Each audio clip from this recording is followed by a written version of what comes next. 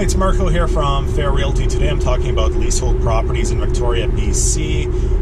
The reason I'm doing this video is a client emailed me yesterday asking me about a leasehold condo in Cook Street Village, and he doesn't know a lot about leaseholds.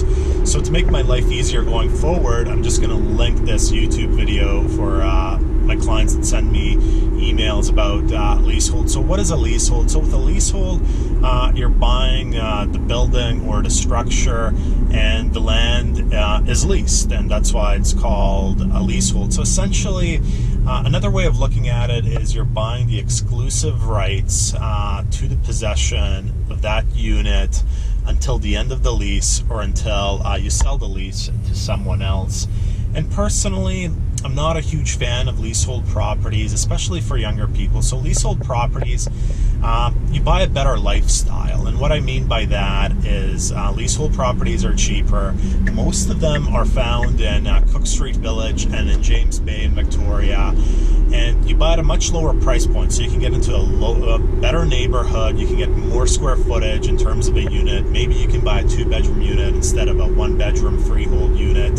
So you're buying a lifestyle. But the problem with leaseholds is they don't make a great investment because they don't appreciate at the same pace as freehold condos. So as the lease wears down in years, as you can imagine, if there's 10 years left in the lease, it's going to impact the market value of that particular unit. In terms of financing, these units are very difficult to finance. Last time I dealt with it, I believe Coast Capital was the only institution in Victoria that would touch a leasehold, and their requirement was a 35% down payment. So if you have 5, 10, 15, 20% down, you can pretty much forget about a leasehold. I think realistically you're probably going to need 25 to 40% down to get a mortgage for a leasehold, if there's a company you can find that will do mortgages on these leaseholds. Another factor comes into play is once the lease comes down, let's say there's 20 years left in the lease, no bank's going to give you a 20-year mortgage on a leasehold with 20 years left on it. They'll probably leave a 5-year buffer, so they might give you a 15-year mortgage max on something that has 20 years left.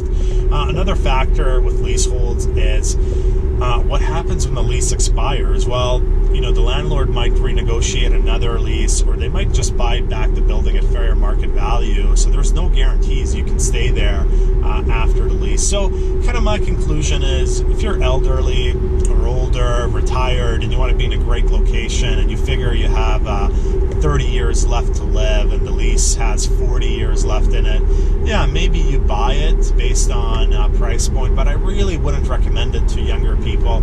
You'll buy a better lifestyle, but it's going to catch up to you. When you want to buy a house or a townhome, you won't have seen the same appreciation you would have seen in a freehold condo, and then you're going to have less equity to put down towards your subsequent purchase. So it can really impact you financially long term, even though the lifestyle might be better. That's it for this week. Marko, Juras.